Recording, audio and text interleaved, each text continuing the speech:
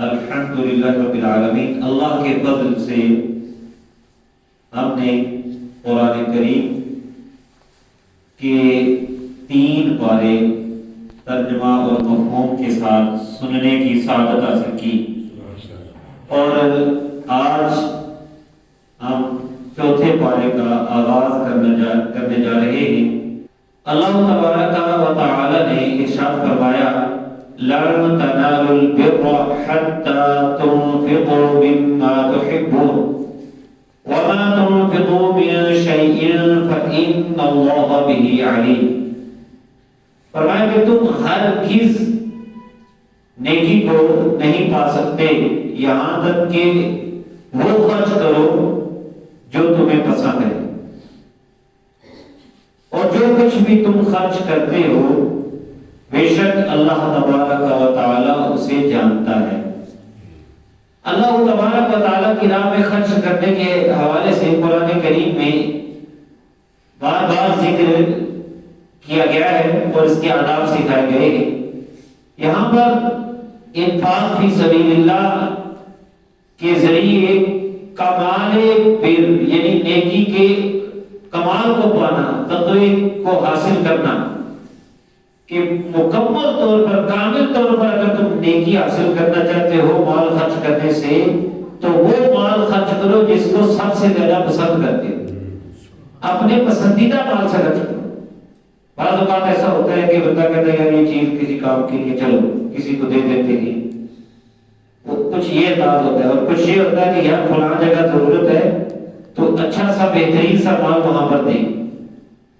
اللہ تبارک و تعالی کو یہ پسند ہے کہ جب بندہ اللہ کی راہ میں مال دے۔ اب اللہ کی راہ سے مراد یہی ہے کہ اللہ کے بندوں پر اگر آپ اللہ کو راضی کرنے کے لیے خرچ کرتے ہیں، ماں باپ کی خدمت میں یا کسی اور کو کے لیے خرچ کرتے ہیں مال، تو وہ مال اچھا ہونا چاہیے۔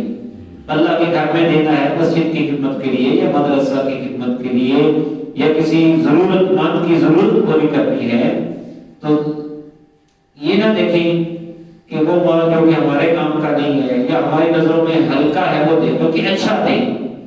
تو اگرچہ کچھ بھی خرچ کریں گے اللہ تعالیٰ کسی کا عمل ضائع نہیں کرتا، لیکن آپ اگر انفاق فی سبیل اللہ سے تقوی کا کمال اور نیکی کا کمال حاصل کرنا چاہتے ہیں تو پھر وہ خرچ کریں جو آپ کو سب سے زیادہ پسند ہے، جس سے زیادہ محبت ہے، جو آپ کا پسندیدہ مال ہے، جس رب نے دیا ہے۔ وہ رب تبارک و تعالی فرما رہا ہے کہ مجھے پتا ہے کہ تم کس نیت سے دے رہے ہو، جو کچھ بھی تم خرچ کرتے ہو بے شک اللہ تعالی اس کو جانتا ہے۔ اللہ تبارک و تعالی کی راہ میں مال خرچ کرنے کے حوالے سے صحابہ کرام علیہ رضوان اور دیگر اہل حق نے جب اس طرح کی آیات سنی تو انہوں نے فوراً اپنی پسندیدہ چیز کو اللہ کی راہ میں خرچ کیا ہے۔ جیسے کہتے ابو طلحہ انصاری رضی اللہ تعالیٰ عنہ کے حوالے سے یہ ذکر ملتا ہے کہ جب آپ نے یہ آیت کریمہ سنی تو بارگاہ مصطفیٰ علیہ تحیۃ الثناء علیہ تحیۃ والثناء میں حاضر ہو کر عرض کرنے لگے کہ یا رسول اللہ صلی اللہ تعالیٰ علیہ وسلم، میرا وہ باغ جو ہے نا وہ مجھے بڑا پیارا ہے، وہ باغ میں اللہ کی راہ میں دینا چاہتا ہوں۔ تو میرے آقا علیہ السلام نے اس پر مسرت کا اظہار کیا، حضور علیہ السلام خوش ہوئے اور ساتھ یہ رہنمائی بھی فرما دی، اشارہ بھی فرما دیا کہ اللہ کی راہ میں دینا چاہتے ہو تو اپنے رشتہ داروں کو دو۔ یعنی اس طرح بھی اشارہ کیا کہ جو چیز اللہ کی راہ میں دیں تو ترتیب یہ ہونی چاہیے کہ پہلے قریبیوں کا خیال رکھا جائے۔ ہمارے یہاں بعض اوقات ہوتا ہے کہ ہم اپنے قریبی لوگوں سے کچھ حسد یا کچھ نفرت رکھتے ہیں تو مال کہیں دور خرچ کر دیتے ہیں۔ تو نبی کریم صلی اللہ علیہ وسلم نے ساتھ ان کی رہنمائی کی، ٹھیک ہے مال تم یہ اللہ کی راہ میں دو لیکن رشتہ داروں کو دے دو۔ حضرت سیدنا ابو طلحہ انصاری رضی اللہ تعالیٰ عنہ نے وہ باغ جو ہے اسی طرح اللہ کی راہ میں دے دیا۔ بہت سے واقعات ہیں، ان میں سے ایک حضرت سیدنا زید بن حارثہ رضی اللہ تعالیٰ عنہ کا بھی ہے۔ نبی پاک صلی اللہ علیہ وسلم کی بارگاہ میں حاضر ہو گئے کہ یا رسول اللہ صلی اللہ علیہ وسلم، یہ جو گھوڑا ہے نا وہ مجھے بڑا پسند ہے، میرا یہ میں اللہ کی راہ میں دینا چاہتا ہوں۔ تو نبی کریم صلی اللہ علیہ وسلم نے کا یہ انفاق قبول فرمایا اور ان کا گھوڑا لے لیا اور حضرت اسامہ رضی اللہ تعالیٰ کو دے دیا. تو وہ عرض کرنے لگے، حضرت اسامہ انہی کے بیٹے تھے، تو عرض کرنے لگے یہ تو میں نے اللہ کی راہ میں دینے کا ارادہ کیا تھا، یہ تو آپ نے میرے بیٹے تک پہنچا دیا. تو فرمایا ٹھیک ہے، تم نے جو نیت کی تھی تمہاری نیت ادا ہو گئی ہے، اللہ کی راہ میں تم نے دے دیا ہے تو ہو گیا ہے. اسی طرح حضرت عمر بن عبد العزیز رحمت اللہ تعالی علیہ کے حوالے سے آتا ہے کہ وہ اسپیشل خرید کر شکر کی بوریاں تقسیم کیا کرتے تھے.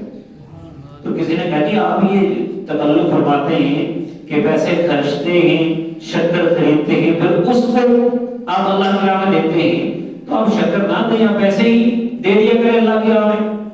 تو آپ نے فرمایا میں نے یہ آیت سنی ہے کہ جب تک تم اپنی پسندیدہ چیز خرچ نہیں کرو گے، کمالے تقویٰ کو پا نہیں سکو گے. تو چونکہ مجھے شکر بڑی پسند ہے اس لیے میں اسپیشل شکر خرید کر اللہ کی راہ میں تقسیم کرتا ہوں. تو یہ اللہ والوں کا انداز ہے. بہرحال اس آیت کریمہ میں انفاق فی سبیل اللہ کے آداب میں سے ایک بڑا حسین ادب یہ سکھایا گیا ہے کہ جو چیز آپ کو پسند ہو، اچھی چیز ہو، مطلب یہ ہے وہ اللہ کی راہ میں خرچ کریں تو اللہ تعالیٰ اس پر بہت خوش ہوتا ہے. اللہ کے پیارے محبوب علیہ السلام بھی خوش ہوتے ہیں. اللہ تبارک و تعالیٰ ہمیں اس کی توفیق عطا فرمائے. اس میں یہ بات ذہن میں رکھیں کہ یہاں پر جو خرچ ہے، یہاں پر حضرت عبداللہ ابن عمر رضی اللہ تعالیٰ عنہ نے بتایا کہ یہ خرچ جو ہے چاہے واجب صدقہ ہو چاہے نفلی صدقہ ہو، دونوں کے حوالے سے ہے یہاں ذکر. چاہے آپ واجبی صدقہ جیسے زکوٰۃ، فطرانہ وغیرہ آپ دے رہے ہیں یا نفلی صدقہ دے رہے ہیں، یہ سب میں آیت فٹ ہوتی ہے. سب کے بارے میں یہ آیت ہے کہ جب دینا ہے تو اچھا سا دو. بعض اوقات ہوتا ہے کہ کچھ ایسے خرچے ہوتے ہیں ہمیں کرنے ہی پڑتے ہیں، ہمیں کرنے ہی پڑتے ہیں، لیکن ہم اندر سے تنگ ہو رہے ہوتے ہیں، یار کر رہے ہیں کیسے بچوں پر خرچ یا بیوی پہ خرچ. بعض اوقات اس میں ساتھ دل تنگ ہوتا ہے، دے بھی دیتے ہیں، ساتھ جو ہے نا ہم اپنی وہ دل کی نیت عجیب سی بنائی ہوتی ہے. تو اس میں بھی آپ اگر اپنے دل کی خوشی کا اظہار کر کے خرچ کریں، کرنا تو ہے تو دل کی خوشی سے کریں گے انشاءاللہ تعالی اللہ تبارک و تعالی بھی خوش ہوگا. اور سیدنا حسن بصری رحمت اللہ تعالی علیہ نے اسی حوالے سے فرمایا کہ اپنی محبوب چیز، اپنی پسندیدہ چیز اللہ کی راہ میں دے دینا اس آیت کے تحت داخل ہے، چاہے وہ ایک کھجور ہی کیوں نہ ہو، ایک کھجور ہی کیوں نہ ہو، ضروری نہیں کہ اس کے لیے بہت بڑا مال ہو. اس کے بعد اگلی آیت میں اللہ تبارک و تعالیٰ فرما رہا ہے کل طعام کان حلا لبنی اسرائیل، تمام کھانے بنی اسرائیل پر حلال تھے، الا ما حرم اسرائیل علی نفسہ، سوائے اس کے جو حضرت یعقوب نے خود اپنے اوپر حرام کر لیا. من قبل ان تنزل التوراۃ، تورات کے نازل ہونے سے پہلے. قل فاتوا بالتوراۃ فاتلوها ان کنتم صادقین، اے محبوب ان سے کہو کہ لاؤ تورات اور اس کو تلاوت کرو اگر تم سچے ہو. یہودیوں نے یہ کہنا شروع کر دیا تھا کہ رسول کریم صلی اللہ تعالی علیہ وسلم جو ہے وہ نبوت کا دعویٰ فرماتے ہیں اور حضرت ابراہیم علیہ السلام کی ملت کی پیروی کی بات کرتے ہیں، لیکن یہ اونٹ کا گوشت بھی کھاتے ہیں، دودھ بھی پیتے ہیں. حالانکہ اونٹ کا گوشت حضرت ابراہیم علیہ السلام نہیں کھایا کرتے تھے، اس کو حرام سمجھتے تھے. حضرت نوح علیہ السلام بھی حرام سمجھتے تھے. تو یہ کیوں اونٹ کا گوشت اور دودھ جو ہے وہ استعمال کرتے ہیں؟ اس پر قرآن کریم نے اس حقیقت کو واضح کیا کہ یہ محض ان کا پروپیگنڈا ہے. نہ حضرت نوح علیہ السلام پر اونٹ کا گوشت اور دودھ حرام تھا، نہ حضرت ابراہیم علیہ السلام پر حرام تھا، بلکہ حضرت سیدنا یعقوب علیہ السلام تک یہ کسی پر حرام نہیں تھا. ہاں خود حضرت یعقوب علیہ السلام نے کسی وجہ سے اس کو اپنے اوپر جو ہے وہ حرام کیا تھا. تو یہ تورات شریف کے حوالے سے ساری باتیں ہیں.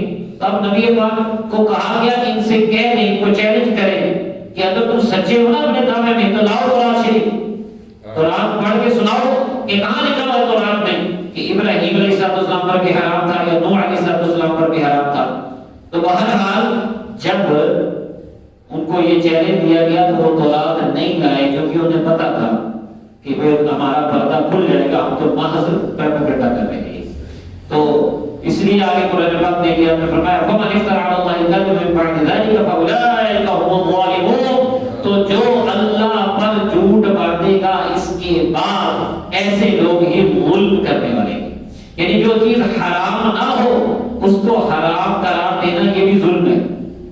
تو نبی رحمت صلی اللہ تعالی علیہ وسلم وہ تو ملت ابراہیمی کے عین مطابق عمل فرما رہے ہیں. نبی کریم صلی اللہ تعالی علیہ وسلم کا جو عمل ہے وہ ملت ابراہیمی کے مطابق ہے. اور ابھی آیت میں فرما دیا محبوب اعلان کرو قل صدق اللہ، محبوب کہہ دو کہ اس اللہ نے سچ فرمایا. صدق اللہ، اللہ نے سچ فرمایا. فاتبعوا ملت ابراہیم حنیفا، تو تم ابراہیم کے دین کی پیروی کرو جو ہر باطل سے الگ تھلگ تھے. وما كان من المشرکین، اور وہ مشرک بھی نہیں تھے. اس میں دیکھیے ایک اشارہ تھوڑا سا، قل صدق اللہ، کیا لفظ ہے؟ صدق اللہ، اللہ نے سچ فرمایا. اب یہاں پر تھوڑا سا اشارہ ہے کہ ہم بھی جب قرآن کریم کی آیات پڑھتے ہیں تو ہمارے قرآن کریم تلاوت جب مکمل کرتے ہیں تو آخر میں کیا کہتے ہیں؟ صدق اللہ العظیم، اللہ عظمت والے نے سچ فرمایا. تو یہ یہاں سے بھی اس کو لیا جا سکتا ہے کہ اللہ تعالیٰ نے قرآن کریم میں بھی یہ محروم سے فرمایا ہے کہ اللہ کا فرمان ہے کہ یہ اسرائیل یعنی یعقوب پر حرام نہیں تھا، انہوں نے خود کچھ اس سے پہلے حرام نہیں تھا، انہوں نے خود اس پہ حرام کیا تھا. اور آگے یہ اللہ تعالیٰ کا ارشاد فرما کے بتا کے پھر فرمایا محبوب کو اللہ نے سچ فرمایا. صدق اللہ، اللہ نے سچ فرمایا. اور پھر ساتھ حکم ہوا کہ ان سے کہہ دو کہ بس پیروی کرو دین ابراہیم کی. دین ابراہیم کی پیروی کرو گے تو تب ہی بات بنے گی. اور محبوب کریم صلی اللہ علیہ وسلم سچے سچے دین ابراہیم کی پیروی کرنے والے. پھر اس کے بعد ایک اور سوال ان کا اٹھا جی کہ یہ جو بیت المقدس کی طرف منہ کر کے نماز نہیں پڑھتے اور قبلہ کی طرف کرتے ہیں تو یہ بیت المقدس فلاں فلاں کا قبلہ ہے. سب سے پہلے تو بیت المقدس ہی تھا قبلہ. اس طرح کی باتیں انہوں نے شروع کر دی. یاد رکھیے بیت المقدس جو قبلہ اول جس کو کہا جاتا ہے وہ اس لحاظ سے اول نہیں ہے کہ سب سے پہلا ہے. یہ بات یاد رکھنی ہے. اسی حوالے سے یہاں پر یہ سوال اٹھے کہ انہوں نے کہا کہ سارے نبیوں کا ایک قبلہ تھا، پہلے جو قبلہ تھا وہ بیت المقدس ہی تھا تو اس کو چھوڑ کے کعبہ معظمہ کی طرف منہ کر رہے ہیں. ہمارا یہ نظریہ ہے قبلہ اول کی بھی بڑی عظمت ہے، بیت المقدس کی بھی بڑی عظمت ہے، کعبہ معظمہ کی بھی بڑی عظمت ہے. لیکن کعبہ معظمہ جو ہے اس کو اولیت بھی ہے اور فضیلت بھی حاصل ہے. دیکھیں کعبہ معظمہ جو ہے اس کو احادیث شریف میں آتا ہے کہ بیت المقدس سے 40 سال پہلے بنایا گیا ہے اور یہ ابتدا سے ہی ہے. کعبہ معظمہ ابتدا سے ہی ہے اور کعبہ معظمہ کا ہی ہمیشہ حج کیا گیا ہے. قبلہ اول یعنی بیت المقدس جو ہے اگرچہ قبلہ رہا ہے لیکن اس کا حج کسی زمانے میں بھی نہیں کیا گیا. ٹھیک ہے. اور ایک مخصوص اوقات میں صرف کم عرصے کے لیے بیت المقدس قبلہ رہا ہے اور کعبہ معظمہ جو ہے وہ ہمیشہ قبلہ رہا ہے. لیکن ہم تو دونوں پہ قربان جاتے ہیں کہ میرے آقا علیہ السلام ذوالقبلتین ہیں. آپ نے اکثر کعبہ معظمہ کی طرف ہی رخ فرما کر نماز ادا کی ہے اور بعض اوقات 17-16 مہینے بیت المقدس کو بھی تو قبلہ بنایا ہے. ہم تو نبی پاک کی نسبت کو دیکھتے ہیں، دونوں کا احترام کرتے ہیں. اگرچہ حقیقت یہی ہے کہ کعبہ معظمہ کو افضلیت بھی حاصل ہے اور اولیت بھی حاصل ہے. یہی اب اگلی آیت میں بیان ہو رہا ہے ان اول بیت وضع للناس للذی ببکۃ مبارکا وہدی للعالمین.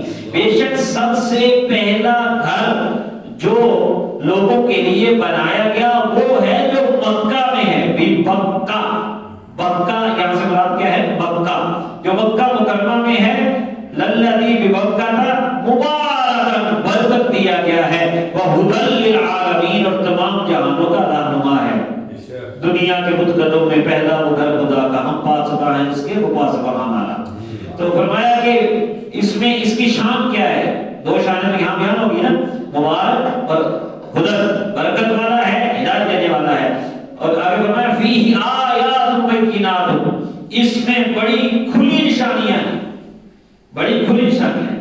کعبہ معظمہ آپ نے دیکھا ہے تو آپ بڑے سعادت والے ہیں، اگر نہیں دیکھا تو اللہ تعالیٰ کو توفیق عطا فرمائے. کعبے کی رونق، کعبے کا منظر، اللہ اکبر اللہ اکبر، دیکھوں تو دیکھے جاؤں برابر، اللہ اکبر اللہ اکبر. تو کہتے ہیں کہ کعبہ معظمہ کے اوپر سے پرندے اڑ کے نہیں جاتے، ادھر ادھر ہو جاتے، اور اس کے اوپر آ کے بیٹھتے نہیں. پرندوں کو بھی اس کا عدد پتہ ہے. اور جو حرم شریف ہے، حرم کی زمین جو ہے جس کے اندر حرم ہے، وہ حجاجی کا آپ کو پتہ ہے وہ نشان لگے ہوئے ہیں. جب عمرہ کرنا ہو تو حرم سے باہر آ کے احرام باندھ کے اندر جاتے ہیں. جتنا بھی حرم ہے کعبہ کے ارد گرد کے کلومیٹر تک، اس سارے حرم کے اندر شکار بھی منع ہے. یہاں تک کہ خود شکاری جانور بھی کسی جانور پر حملہ نہیں کرتے. یہ فیہ آیات بینات مقام ابراہیم. اور پھر خاص کر اس میں وہ جگہ ہے جہاں ابراہیم کھڑے ہوئے. کس لیے کھڑے ہوئے تھے؟ اسی کعبہ معظمہ کی تعمیر کرنے کے لیے. وہ مقام ابراہیم و پتھر جہاں پر آپ کے قدموں کے نشان بھی موجود ہیں. اور سورہ بقرہ میں ہم پڑھ چکے ہیں کہ اسے وہاں پر نفل پڑھنے کا جو ہے وہ حکم دیا گیا ہے مقام ابراہیم کے پاس، وہاں نفل ادا کرو. تو یہ بات ذہن میں رکھیں کہ اللہ والوں کے قدم جہاں لگے اس کو اللہ تعالیٰ نے اپنی نشانیوں میں شمار کیا. اسی طرح حضرت سیدنا ابراہیم علیہ السلام کی زوجہ محترمہ حضرت سیدہ ہاجرہ رضی اللہ تعالیٰ عنہا کے قدم جہاں لگے، ان الصفا والمروہ من شعائر اللہ، اس کے بارے میں سورہ بقرہ میں فرمایا گیا کہ بے شک صفا اور مروہ جہاں اس اللہ کی بندی کے قدم لگے ہیں وہ اللہ کی نشانیوں میں سے. پتہ چلا کہ جہاں اللہ والوں کے قدم لگ جائیں وہ جگہ بابرکت ہوتی ہیں، اللہ کی نشانیاں بن جاتی ہیں. جہاں خالی قدم لگیں اور قدموں کے نشان ابھی بھی باقی ہیں مقام ابراہیم پر، تو جہاں قدم لگیں وہ اللہ کی نشانیاں بن جائیں.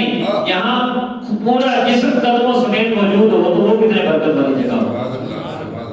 ٹھیک ہے جی، جہاں اللہ والے آرام فرما رہے ہیں. تو بہرحال مقام ابراہیم. پھر فرمایا ومن دخلہ کان آمنا، جو اس حرم کی حدود میں داخل ہو جاتا ہے، اس کعبہ معظمہ کے پاس آ جاتا ہے، اس مسجد حرام میں آ جاتا ہے، وہ امن والا ہو جاتا ہے. وہ میں نے پہلے عرض کر دیا کہ یہاں پر جو ہے امن کے حوالے سے شکار بھی منع ہے اور دیگر معاملات. تو تفصیلات اس کے علماء سارے آپ کو بتاتے رہتے ہیں کہ اس کے آداب کیا ہیں.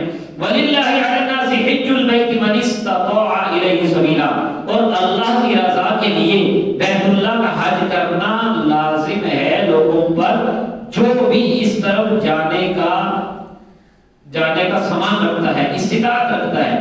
یعنی اس کے حوالے سے علماء کرام نے یہ فرمایا ہے کہ جو مسلمان اس کے پاس اتنا پیسہ ہے کہ وہ سفر سے لے کر واپسی تک کا خرچ بھی اس کے پاس ہوگا، کھانے پینے دیگر معاملات کا، اور اسی طرح اتنی دیر کے لیے وہ گھر والوں کا خرچ بھی جو اس کے ذمے ہیں، اہل و عیال کا بھی خرچ دے سکے گا، اور وہ خود بھی صحیح سلامت ہوگا، رستے میں کوئی خوف نہیں ہوگا، تو اس پر حج کرنا فرض ہے.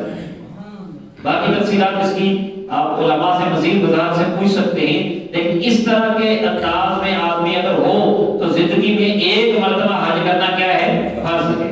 اور اللہ تعالیٰ کے فرض کردہ فرائض میں سے، اسلام کے بنیادی ارکان میں سے حج بیت اللہ ہے. یہ اسلام کے بنیادی ارکان میں سے ہے، فرائض میں سے ہے. اور فرمایا وَمَنْ كَفَرَ فَإِنَّ اللَّهَ غَنِيٌّ عَنِ الْعَالَمِينَ، اور جو انکار کرے گا تو بے شک اللہ تعالیٰ تمام جہانوں سے بے نیاز ہے. مطلب کیا ہے؟ کافرہ کا لفظ آیا، مطلب کیا کہ اللہ کے عائد کردہ فرض کا انکار کرنا یہ کفر ہے. جس چیز کو قرآن یا حدیث شریف میں فرض قرار دیا گیا ہے، لازمی قرار دیا گیا ہے، تو اس کا انکار جو ہے یہ کفر تک لے جاتا ہے. تو اس لیے اللہ تعالیٰ کو تو ہماری کوئی ضرورت نہیں، نہ ہمارے حج کی، نہ ہمارے سجدوں کی، یہ ہمیں ضرورت ہے. ہم اگر ایمان پر زندگی گزارنا چاہتے ہیں، ہمارے صالحہ پہ قائم رہنا چاہتے ہیں، تو ہمیں اللہ تعالیٰ کے احکام پر عمل کرنا ہے. اس کے بعد پھر موضوع اہل کتاب کی طرف متوجہ ہے، اور یہاں پر انہیں پھر پکارا گیا، قل اے محبوب ان سے کہو، یا اہل کتاب، اہل کتاب، لما تکفرون بآیات اللہ، تم اللہ کی آیتوں کا انکار کیوں کرتے ہو، واللہ شہید علی ما تعملون، اور اللہ تعالیٰ تمہارے کاموں پر گواہ ہے۔ اوس اور خزرج کا قبیلہ، نبی پاک نے ان کو باہم شیر و شکر کر دیا تھا، ایک دوسرے کے دشمن تھے، ان کی بڑی بڑی جنگیں لڑائیاں ہوتی تھیں، لیکن میرے آقا رحمت نور مجسم صلی اللہ علیہ وسلم تشریف لائے تو شہیدین کی فکر و نگاہ سے مٹے رنگ و نسل کے تفرقے، نہ رہا تفاخر منصبی نہ رعونت نسبی نہیں، سب شیر و شکر تھے۔ آپ اس میں بیٹھے محبت سے باتیں کر رہے تھے، ایک کافر کا گزر ہوا، اس کو بڑا غصہ چڑھا اور اس کو جو ہے چڑ چڑی، اس نے کہا کہ یہ تو ایک دوسرے کی جان کے دشمن تھے، اب مسلمان ہو کر بڑے میٹھے ہو کر بیٹھے ہیں۔ تو اس نے کہا یہودی کو، ان کے جو دشمن تھے یہودی، انہوں نے کہا کہ ان کو جا کے کہ وہ پرانے قصے سناؤ، وہ جو قصیدے انہوں نے لکھے ہیں ایک دوسرے کے خلاف جنگ والے، وہ سناؤ، ان کو ذرا جذبہ دلاؤ، پرانے ترانے سنا کے ان کو لڑاؤ آپس میں۔ اس نے ایسا ہی کیا، اس نے ان کو اس کام پہ جب لگایا اور یہ ان میں جو ہے وہ آپس میں نفرت بھڑکائی، تو ایسا ہونے لگا کہ یہ باہم لڑنے کو آئے اور یہاں تک کہ تلواریں نکل جاتی، لیکن پھر نبی رحمت صلی اللہ علیہ وسلم جلوہ فرما ہو گئے اور آپ نے فرمایا انصار کیوں ایسا کرتے ہو؟ پھر کافروں جیسے کام، کفر کی حالت والے کام کرنے لگے ہو، ایک دوسرے سے لڑنے لگے ہو۔ یہی اللہ تعالیٰ نے قرآن پاک میں یہ یہاں فرمایا، یا ایھا الذین آمنوا، اے ایمان والو، ان تطیعوا فریقا من الذین اوتوا الکتاب یردوکم بعد ایمانکم کافرین۔ اے ایمان والو، اگر تم نے پیروی کی اہل کتاب میں سے ایک گروہ کی، یعنی وہی جس نے آگے بڑھایا تھا، یردوکم بعد ایمانکم کافرین، یہ تمہیں ایمان کے بعد کافر بنا دیں گے۔ کافر بنانے کا مطلب کیا ہے؟ سمجھیں کہ لڑائی جھگڑا فتنہ فساد کرنا یہ کافروں جیسا کام ہے۔ فتنہ پھیلانا مراد یہی ہے نا، کیونکہ یہ ایمان والے تھے نا، تو ایمان والے اگر لڑیں گے جھگڑیں گے تو لڑنا جھگڑا گناہ کبیرہ ہے، گناہ کبیرہ سے بندہ کافر تو نہیں نہ ہوتا، لیکن یہ ہے کہ بہت بڑا گناہ ہے جسے کافروں جیسا کام قرار دیا گیا۔ تو تم ایمان لانے کے بعد کافروں جیسے کام کرو گے۔ اور آخری آیت جو اس رکوع کی ہے اس میں پھر دوبارہ توجہ دلائی، کو سمجھایا، وہ کیف تکفرون، تم کیسے کافروں جیسے کام کرو گے، کیسے تم کفر کرو گے، وانتم تتلی علیکم آیات اللہ، حالانکہ تمہارے اندر اللہ کی آیات تلاوت کی جاتی ہیں، وفیکم رسول، اور خود رسول ذی شان تمہارے درمیان جلوہ گر ہیں، ومن یعتصم باللہ فقد ہدی الی صراط مستقیم، اور جو اللہ تعالی کی رحمت کا دامن تھامے رکھے وہی سیدھے راستے پر ہدایت دیا گیا ہے۔ مطلب یہ ہے کہ کیسے تم لڑو گے آپس میں، کیسے تم یہ غلط کام کرو گے؟ یہاں تو وحی کا سلسلہ جاری ہے اور محمد وحی حضرت محمد مصطفیٰ خود جلوہ گر ہے، اس نبی رحمت کے ہوتے ہوئے کیسے ہو سکتا ہے کہ فتنہ فساد کرو تم؟ مطلب یہ انہیں بھی سمجھایا ہے، ڈائریکٹ تو ان سے کلام تھا لیکن پیغام ہمیں بھی ہے۔ سمجھ نہیں آپ بات؟ بھائی ہمارے درمیان قرآن پاک کی آیات اب نہیں موجود، ہم تلاوت قرآن نہیں سنتے ہیں نا، تلاوت بھی ہو رہی ہے اور میرے آقا بھی موجود ہے، آقا دو عالم صلی اللہ علیہ وسلم کی نگاہ رحمت بھی ہے اور آپ کی تعلیمات احادیث مبارکہ بھی موجود ہیں۔ اور اب اگر ہم کہیں اس دور میں کہ جب سوشل میڈیا پہ ہر چیز آسانی سے ہمیں میسر بھی ہے، پھر اگر ہم بہانہ نہیں بنا سکتے کہ ہمیں نہ قرآن کا پتہ نہ حدیث کا پتہ ہے، اب اس کے ہوتے ہوئے ہم ایسے الٹے کام کریں جو کافروں جیسے غلط کام، کسی قسم کا بھی کوئی غلط کام ہو اگر ہم کریں تو بہانہ نہیں، سیدھا راستہ وہی ہے کہ جو نبی کریم صلی اللہ علیہ وسلم کے در کی طرف لے جاتا ہے اپنے بگڑے ہوئے حالات کو بدلنے کے لیے۔ آؤ طیبہ کو چلے، دنیا میں کیا رکھا ہے، وما علیہ الا البلاغ۔